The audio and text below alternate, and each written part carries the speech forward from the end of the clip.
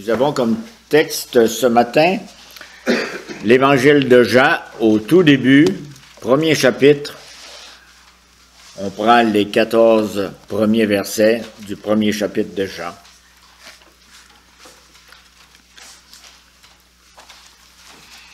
Et avant cette lecture, nous allons demander à celui qui a écrit ça de venir ici parmi nous, de venir dans nos oreilles et dans nos cœurs. Prions notre Dieu. Seigneur notre Dieu, tu nous as donné de chanter que dans ta parole sainte, nous entendons ta voix. Elle apaise nos craintes, elle affermit notre foi. Et c'est elle qui nous rassemble ensemble dans l'Église.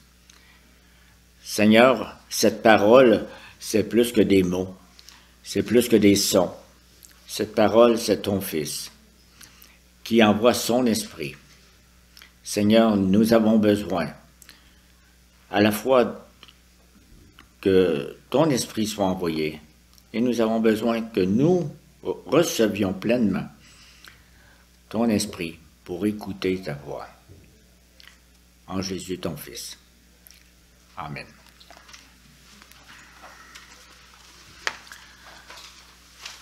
L'Évangile de Jean, chapitre 1, les versets 1 à 14. Au commencement, la parole existait déjà. La parole était avec Dieu et la parole était Dieu. Elle était au commencement avec Dieu. Tout a été fait par elle et rien de ce qui a été fait n'a été fait sans elle. En elle, il y avait la vie, et cette vie était la lumière des êtres humains. La lumière brille dans les ténèbres, et les ténèbres ne l'ont pas accueillie. Il y eut un homme envoyé par Dieu, son nom était Jean. Il vint comme témoin pour rendre témoignage à la lumière afin que tous croient par lui. Il n'était pas la lumière, mais il vint pour rendre témoignage à la lumière. Cette lumière était la vraie lumière, qui en venant dans le monde éclaire tout être humain. Elle était dans le monde, et le monde a été fait par elle, pourtant le monde ne l'a pas reconnue. Elle est venue chez les siens, et les siens ne l'ont pas accueillie. Mais à tous ceux qui l'ont acceptée, à ceux qui croient en son nom, elle a donné le droit de devenir enfants de Dieu, puisqu'ils sont nés non du fait de la nature, ni par une volonté humaine, ni par la volonté d'un mari, mais qu'ils sont nés de Dieu. Et la parole s'est faite homme, elle a habité parmi nous, pleine de grâce et de vérité, et nous avons contemplé sa gloire, une gloire comme celle du Fils unique venu du Père. Que Dieu bénisse sa parole.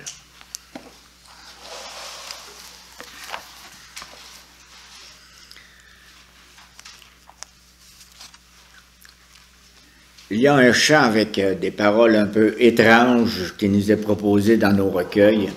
Il y a un chant qui dit « Dans notre pauvre monde, sa tente il a dressé ». Je ne sais pas si c'est dans les recueils qu'on a ici ou dans d'autres. Dans notre pauvre monde, sa tente il a dressé. N'est-ce pas bizarre? C'est ça, c'est l'œuvre de Dieu. Jésus a dressé une tente. Rassurez-vous, la personne qui a écrit le chant n'a rien inventé. Il a pris cette idée dans la Bible, dans le texte que je viens de lire, parce que ce qu'on a lu au verset 14 dit « La parole s'est faite homme, elle a habité parmi nous, pleine de grâce et de vérité, et nous avons contemplé sa gloire. » La parole, dans le contexte, c'est le Fils de Dieu, c'est le Créateur. Pourtant, me direz-vous, il n'est pas question d'une tente dans le passage. Effectivement, la plupart des traductions n'écrivent pas une tente. Toutefois, dans le texte grec, on lit ceci.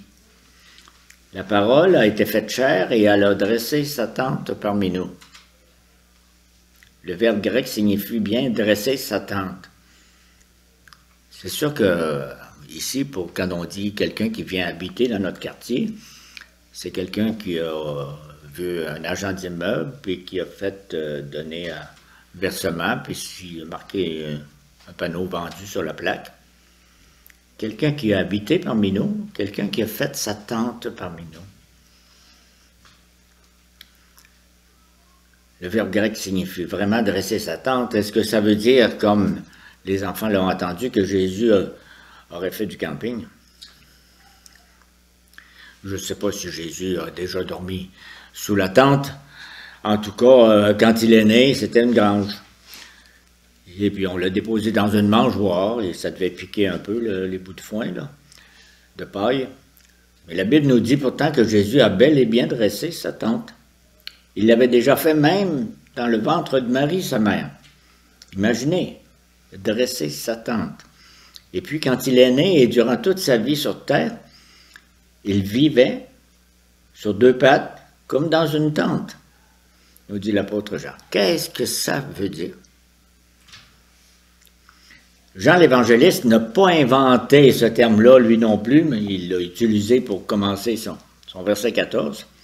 Il a pris son idée quelque part dans l'Ancien Testament. Les gens en Israël ont fait du camping en particulier quand ils sont sortis d'Égypte. Tous les soirs, ils dormaient dans leur tente pendant combien de soirs? Calculez.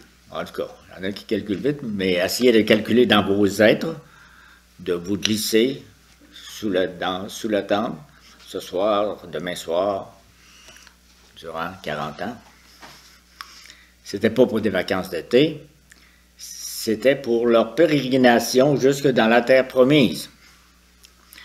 Dieu aussi avait une tente au milieu du camp d'Israël. Il y avait une tente parmi tous les tentes du peuple, ça s'appelait la maison de Dieu, le tabernacle, la tente de Dieu. Donc, l'Éternel Dieu est venu faire du camping avec eux. Pourquoi? La Bible nous dit au moins 4 raisons que nous examinerons et qui nous aideront à mieux comprendre pourquoi il est dit que Jésus a dressé sa tente.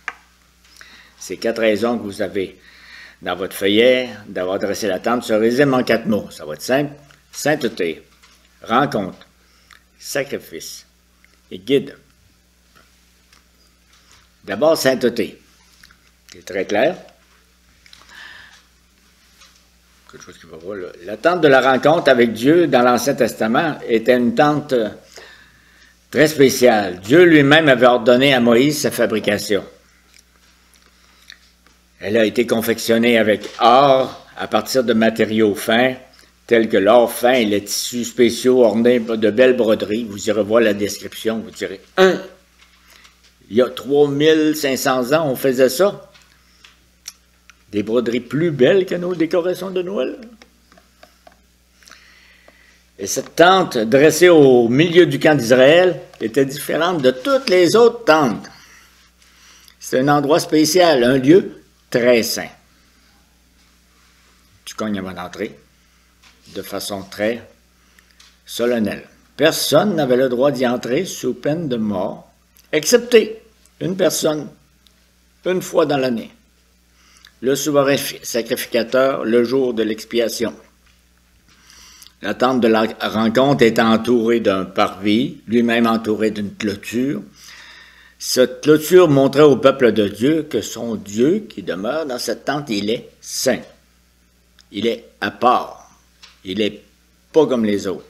Sa sainteté est même inaccessible à des pécheurs comme nous, à moins d'emmener un sacrifice sanglant. Jean nous dit que Jésus a dressé sa tente parmi nous. Ça signifie que celui qui est venu dans le monde et s'est incarné pour habiter parmi nous est entièrement pur et saint, comme la tente de la rencontre était protégée, pure et sainte dans le désert. L'ange l'a bien dit à Marie, quand l'ange est venu annoncer à Marie, « Tu auras un fils », Luc chapitre 1, verset 35, « C'est pourquoi le saint enfant qui naîtra de toi sera appelé fils de Dieu. » C'est pas annoncé, il va devenir fils de Dieu un peu plus tard, au bout de quelques années. Non, non. Avant que tu saches, l'enfant sera appelé fils de Dieu. Il a été conçu sans le moindre péché. Quand il a été petit, qu'il a grandi, il a toujours écouté Dieu son Père. Devenu grand, il a toujours obéi à la loi de Dieu. Impossible à imaginer, hein, n'est-ce pas? On voit grandir nos enfants ou on se fait raconter des choses sur notre croissance quand nous étions enfants. Est-ce que nous obéissons toujours? Bien non. Nous désobéissons au commandement de Dieu si fréquemment et de multiples façons.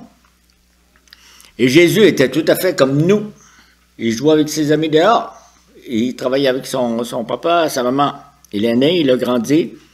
Et en même temps, il est bien différent de nous.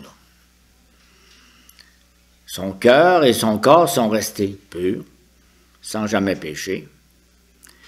Dans l'Épître aux Hébreux, au chapitre 7, on dit de lui, « C'est bien un tel grand prêtre qu'il nous fallait, saint, irréprochable, sans souillure, séparé des pécheurs et plus élevé que le ciel. » Ah, c'est à la fois un bébé puis c'est un grand prêtre. Mais alors, cette sainteté-là le rend-il inaccessible? Nous est-il interdit de nous approcher de lui, nous qui sommes souillés par le péché? C'est pas le cas. Parce qu'il est venu. Il a dressé sa tente parmi nous, afin que nous puissions nous approcher de lui et le rencontrer. Il n'a pas dit « Venez à moi, je suis au ciel quelque part, là, puis bonne chance pour vous rendre. » Il dit « Il est venu pour que nous puissions nous approcher de lui et le rencontrer. » Pour ça que le deuxième point est la rencontre. Dans l'Ancien Testament, la tente de Dieu, c'était l'endroit choisi par Dieu pour que le peuple de l'Alliance puisse rencontrer son Dieu. Ce qui n'était pas le cas avant, là. Quand ils étaient en Égypte, ils rencontraient les multiples dieux des Égyptiens. Là, maintenant, Dieu a dit, « Hey, les autres, là, ils sont noyés, ils ont eu leur plaie, ils sont finis. Maintenant, je vais vous apprendre qui est votre Dieu. » Et la tente dans laquelle Dieu les rencontrait, elle s'appelait justement la tente de la rencontre. Parce qu'elle était conçue pour que Dieu saint, puisse vivre au milieu d'un peuple pécheur et que les deux puissent vivre en communion ensemble. C'est un peu spécial, hein? C'est comme impossible que les deux vivent ensemble, mais Dieu a créé une tente, un milieu, un processus pour vivre avec son peuple pécheur. Aaron devait se présenter devant Dieu comme le représentant de tout le peuple. Dieu habitait avec son peuple et il a dit à Moïse, je prends le texte qu'on a lu au début, Exode 29, il dit « J'y rencontrerai les Israélites et ma gloire fera de cet endroit un lieu saint. Je consacrerai la tente de la rencontre et l'autel. Je consacrerai à Aaron et ses descendants pour qu'ils soient à mon service en tant que prêtre. J'habiterai au milieu des Israélites et je serai leur Dieu. Ils reconnaîtront que je suis l'Éternel leur Dieu, qui les ai fait sortir d'Égypte pour habiter au milieu d'eux. Je suis l'Éternel leur Dieu. » Vous savez qu'on peut jouer longtemps sur les mots. Ils sont sortis d'Égypte, mais le problème qui restait, c'était de sortir l'Égypte de leur pensée, de leur être. Ils ont continué à demander des dieux qui ressemblaient à l'autre bord. Pourquoi Jésus a-t-il dressé sa tente parmi nous? Il l'a fait pour nous rencontrer, pour demeurer avec son peuple. Comme autrefois, Dieu était venu demeurer au milieu d'Israël. Il le fait cependant, on est beaucoup mieux installé pour rencontrer Dieu maintenant que nos ancêtres israélites étaient dans le désert. Il est venu demeurer parmi nous de manière beaucoup plus riche, beaucoup plus intime que dans l'Ancien Testament. Jésus a rencontré beaucoup de gens tout au long de son ministère. Il leur a révélé le Père par ses paroles, par ses actions, par ses prophéties, ses guérisons. Il leur a manifesté sa compassion, sa puissance. On l'a appelé Emmanuel, Emmanuel, Dieu avec nous. Aujourd'hui encore, il vient habiter avec nous et plus intensément et profondément encore, puisqu'il est venu habiter en nous par son Esprit Saint. Combien de gens disent « Ah, je suis venu au monde 2000 ans trop tard. J'aurais aimé ça être un apôtre ou être fait partie des paralysés, puis voir Jésus l'entendre. » Hey! L'Esprit Saint fait un travail bien Premièrement, c'est Jésus qui l'a envoyé, puis il fait un travail bien plus immense. Jésus n'aurait pas mis de bottes d'hiver pour venir à Québec, non? Mais l'Esprit Saint le fait. Parce qu'il vient dans nos cœurs, puis nos cœurs, c'est pas toujours accueillant. Aujourd'hui, il vient habiter parmi nous par l'Esprit Saint. Et nous sommes devenus ce qu'il appelle le temple. La maison de l'Esprit Saint, c'est chaque croyant. L'habitation de Dieu en esprit. Alors que le souverain sacrificateur, il ne pouvait s'approcher du lieu très saint qu'une fois par année, et avec beaucoup de précautions cérémonielles et de sacrifices, nous avons la liberté de nous approcher de lui en toute simplicité. Il n'y a pas besoin d'emmener ça. Il y a besoin de fermer les yeux, lire sa parole et croire. Nous avons le grand privilège de vivre en communion intime avec lui tous les jours de notre vie. Mais pour que ça se fasse, il a fallu que notre Sauveur, paie un prix assez fort. Vous savez qu'avant de rentrer dans la tente, il y avait l'autel des sacrifices. Comment Jésus a fait ça? Troisième aspect, l'aspect du sacrifice. Comment les pécheurs comme nous peuvent-ils rencontrer le Dieu saint? Comment un Dieu aussi parfait que lui peut-il accepter de vivre avec des gens comme nous autres? Qui disons oui, oui, puis non, non, puis notre vie est une belle combinaison de oui, oui et de pas oui. Dieu lui-même a prévu un moyen pour ça. Dans l'Ancien Testament, qu'est-ce que Dieu avait demandé de faire dans la tente? Il avait exigé qu'on lui offre des sacrifices, comme on l'a dit. On devait offrir des animaux en sacrifice, en particulier pour l'expiation des péchés du peuple. Il y avait de multiples sacrifices parce que le souverain sacrificateur qui arrivait, il fallait qu'il sacrifie pour ses propres péchés. Ensuite, on faisait d'autres sacrifices pour les péchés de tous ceux que je représente. C'est un signe que Dieu leur pardonnait. Oui, Dieu est 3 fois saint et son peuple est pécheur, sans relâche. Le seul moyen de vivre ensemble, c'est l'offrande d'un sacrifice afin d'être pardonné. Autrement, on n'avance pas. La rencontre ne se fait pas s'il n'y a pas de confession de pardon. Du côté de Jésus, il est né à Bethléem, il a grandi, il a dressé sa tente parmi nous. Maintenant, nous comprenons mieux pourquoi. Cette tente qu'il a dressée, sa vie, son corps, fut le lieu même de son sacrifice offert à la croix. Il s'est donné lui-même tout entier en sacrifice expiatoire pour les péchés de son peuple.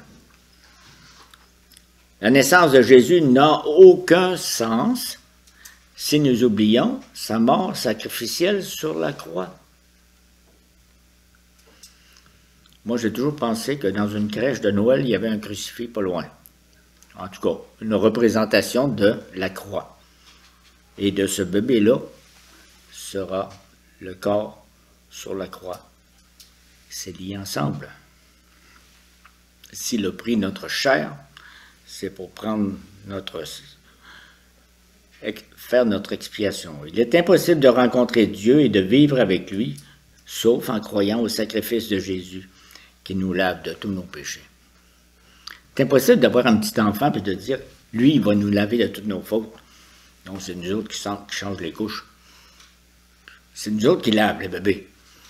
Mais quand on dit que lui va venir prendre toutes nos fautes et payer pour, il faut que ça soit plus qu'un bébé, là. N'est-ce pas? En lui, par son sang. Éphésiens 1, chapitre verset 7. En lui, par son sang, nous sommes rachetés, nous sommes pardonnés de nos fautes, conformément à la richesse de sa grâce. C'est pour ça que quand on dit « Ah, Noël, un enfant nous est né », et quand on dit « incarnation », on ne dit pas la même chose. On pense que oui, ça s'équivaut. Il a pris notre peau, il a pris notre condition d'homme. C'est plus que naître à telle date, n'est-ce pas? C'est toute la vie l'incarnation, jusqu'à la mort et la résurrection. Si on ne croit pas à l'incarnation, fini pour la résurrection. Là. Il a payé pour, on le connaît très bien dans la vie de Jésus, il est monté sur la croix, il est mort, mais il est ressuscité, puis après sa résurrection, il dit « Attendez, je vous envoie quelqu'un ». Il est notre guide, 4e point. Les enfants de Dieu ont toujours besoin d'un guide. Vous vous rappelez dans le désert, la tente était comme un camping, était pas sur des roulettes, mais elle se déplaçait. Et qu'est-ce qui donnait le commandement? C'était le nuage durant le jour et la lumière durant la nuit. C'était le commandement de dire, on lève le camp. Quel est notre guide, nous, dans notre marche? Où est la lumière? Où est la nuit? Israël avait un guide pour leur traverser dans le désert. Il voyait au-dessus de la tente le jour un nuage, comme je viens de dire, et la nuit un feu qui brillait. C'était pas un feu comme on voit à la TV, non? Pour leur dire quand c'était le temps de partir, où aller, quand s'arrêter. Ah donc, c'était pas Moïse qui était le guide. C'était pas Aaron. Au moyen de cette manifestation miraculeuse au-dessus de la tente de la rencontre, Dieu était leur guide. Le prophète Ésaïe avait dit quelque chose à ce sujet-là. Il dit que le nuage qui les guidait, c'était le Saint-Esprit. Ah, on parlait du Saint-Esprit dans le désert. Ésaïe, je vais lire 3 versets dans le chapitre 63. Cependant, ils se sont révoltés, ils ont attristé son Esprit Saint, de sorte qu'il s'est transformé pour eux en ennemi. Il a lui-même combattu contre eux. Vous vous rappelez qu'il y a un moment qui dit « C'est le temps de rentrer dans ta promise », les autres ont dit « Non, on ne rentre pas ». Ça n'a pas été drôle. Là. Alors son peuple s'est souvenu des jours passés, de l'époque de Moïse. Où est-il celui qui les a fait ressortir de la mer avec les bergers de son troupeau? Où est-il celui qui mettait son Esprit Saint au milieu d'eux? Ah. Le nuage, le feu, l'Esprit Saint. À l'intérieur de la tente, on avait également placé 2 tablettes selon l'ordre de Dieu. Quand on se rendait jusqu'au Saint des Saints, le coffre de l'Alliance, qu'est-ce qu'il y avait là-dedans? Plein de vieilles affaires, des souvenirs. Souvent, quand on prend un coffre qui est là depuis des générations, on trouve. Les vieilles affaires, c'était les 10 lois qui sont encore là. On les a.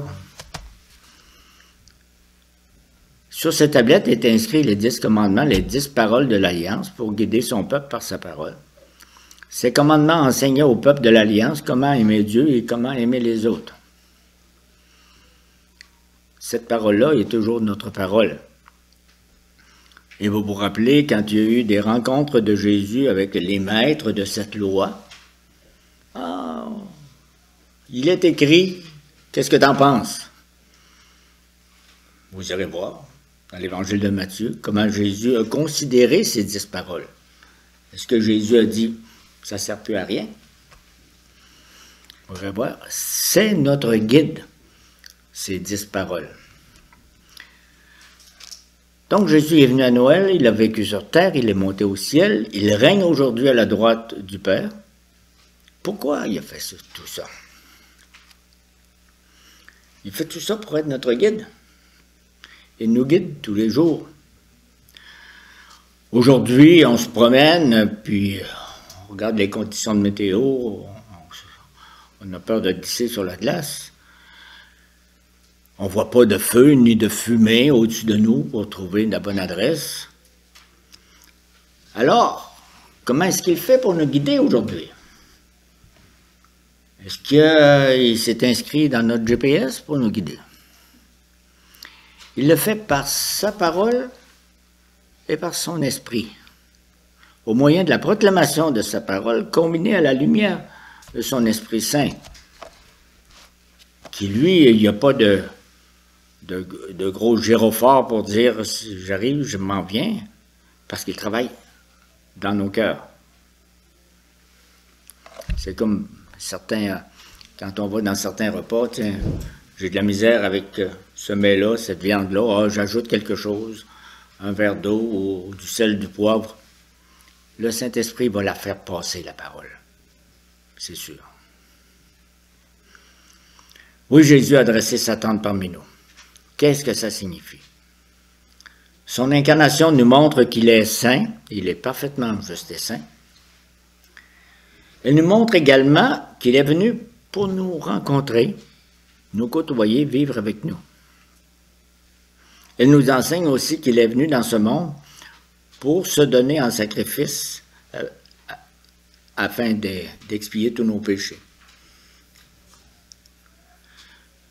Son incarnation nous montre enfin qu'il est notre guide, il est notre bon berger qui nous conduit désormais par sa parole et par son esprit. Donc, on a 4 éléments qui nous rappellent le vrai sens de la naissance de Jésus. On devrait faire des décorations ou des crèches de Noël avec ces 4 éléments.